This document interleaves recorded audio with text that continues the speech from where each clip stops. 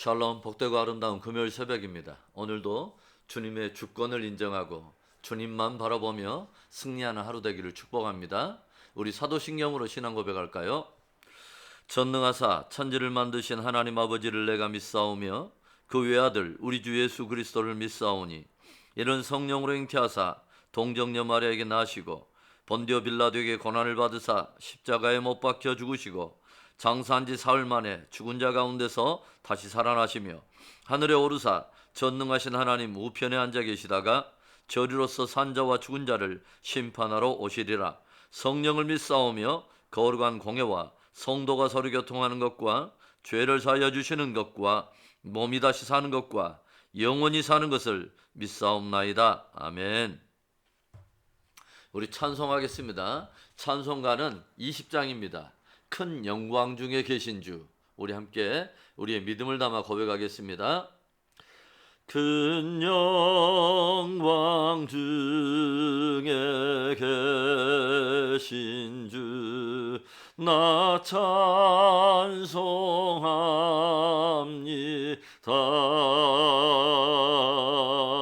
영원히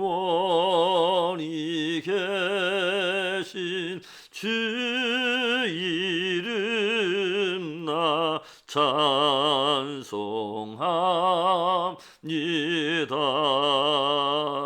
한없이 크신 능력을 나 찬송합니다.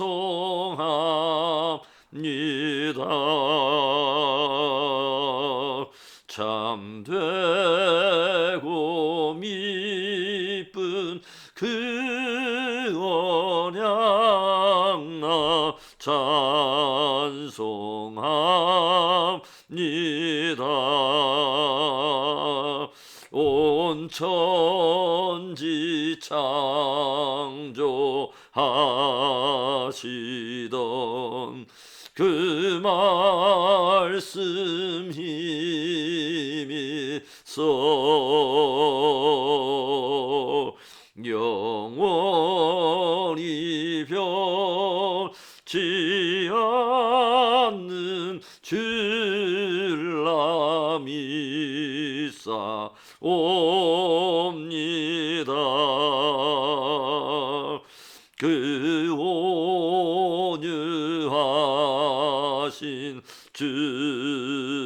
음성 날 불러주시고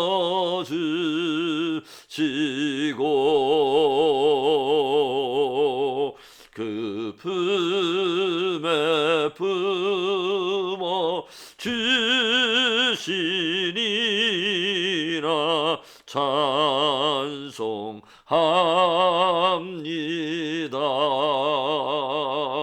아멘.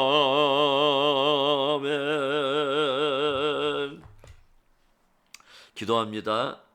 좋으신 하나님 감사합니다. 복되고 아름다운 한날에 생명 누리게 하여 주시고 주님을 나의 주로 고백하며 주의 진리를 하나님 아버지 진리로 붙들고 떠나갈 수 있도록 은혜 주심을 감사합니다.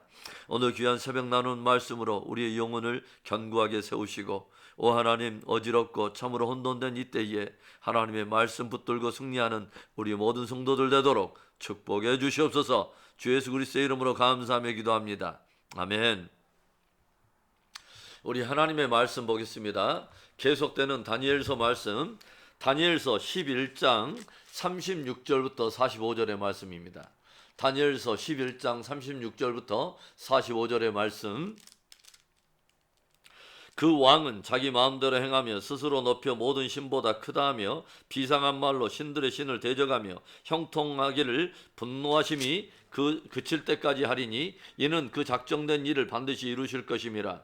그가 모든 것보다 스스로 크다하고 그의 조상들의 신들과 여자들이 흠모하는 것을 돌아보지 아니하며 어떤 신도 돌아보지 아니하고 그 대신에 강한 신을 공경할 것이요 또 그의 조상들이 알지 못하던 신에게 금, 은, 보석과 보물을 들여 공경할 것이며 그는 이방신을 힘입어 크게 견고한 산성들을 점령할 것이요 무릇 그를 안다 하는 자에게는 영광을 더하여 여러 백성을 다스리게도 하며 그에게서 뇌물을 받고 땅을 나눠주기도 하리라.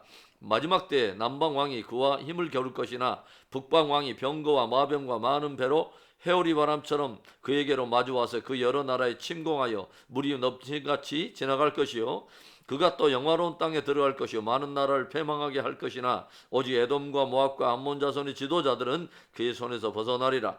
그가 여러 나라들의 그의 손을 펴리니 애굽 땅도 면하지 못할 것이니 그가 권세로 애굽의 금은과 모든 보물을 차지할 것이요 리비아 사람과 구스 사람이 그의 시종이 되리라.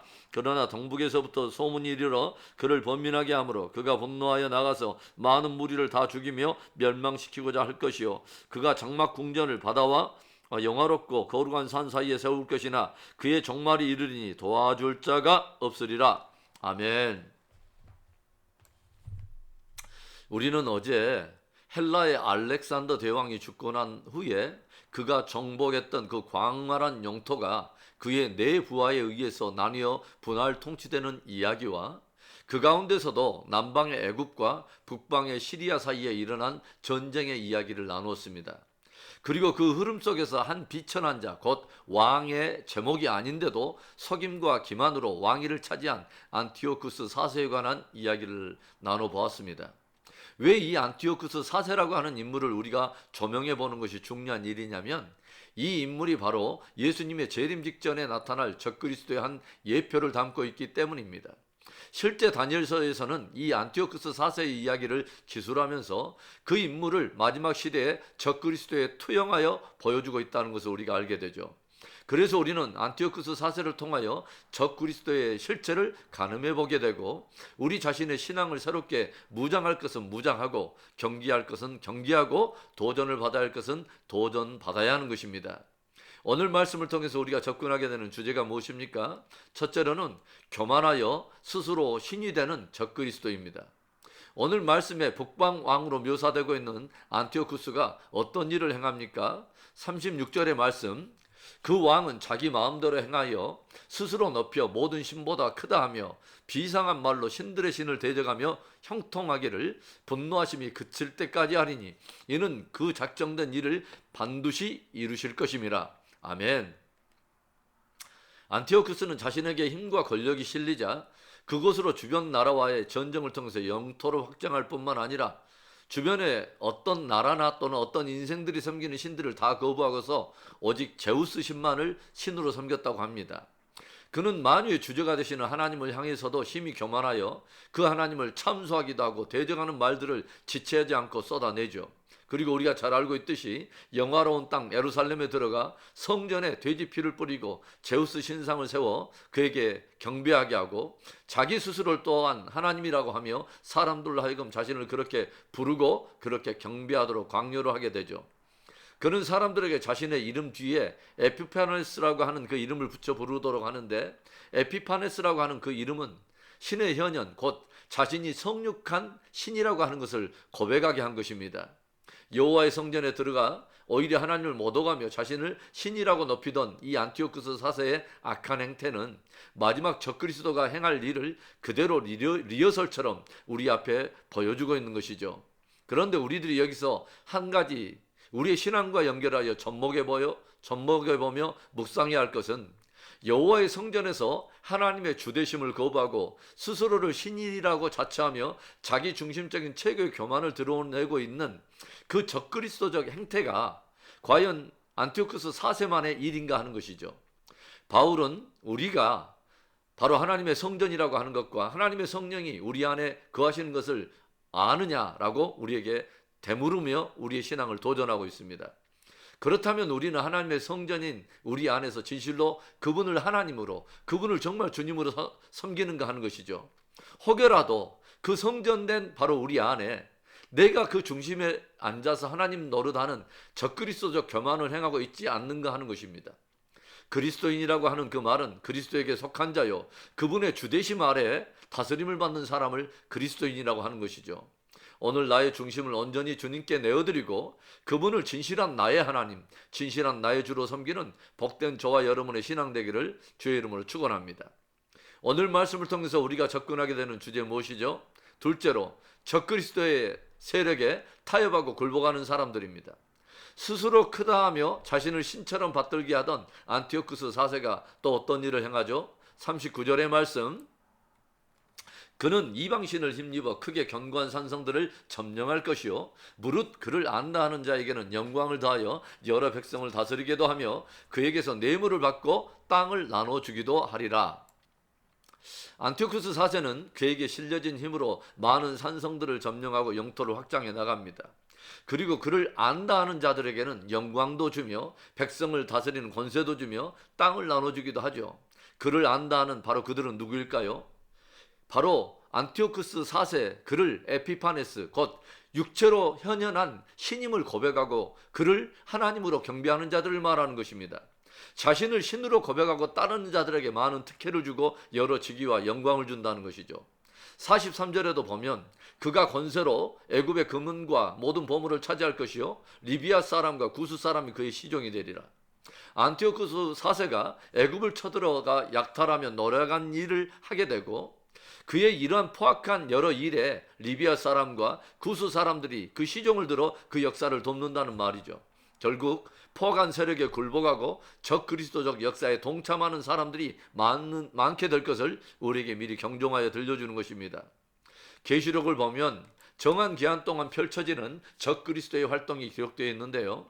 그가 사람들과 맺은 그 한 일의 언약을 배반하고 자신 스스로를 높여 하나님이라 하며 사람들에게 경배를 강요할 때에 많은 거짓 선지자들이 나서서 적그리스도를 경배하도록 사람들을 미혹하게 될 것이며 그를 경배하지 않을 때는 여러 매매 행위를 할 수 없고 삶의 궁핍을 감당해야 하는 그러한 핍박, 그러한 어려운 일들이 있게 될 것을 미리 기록하여 들려줍니다. 어제 말씀은 하나님을 아는 백성이 등장하는데 오늘 말씀에는 그를 안다 하는 자들, 곧 적그리스도를 아는 자들이 등장하고 있습니다. 여기서 안다라고 하는 말은 깊이 경험하여 안다는 그런 의미죠.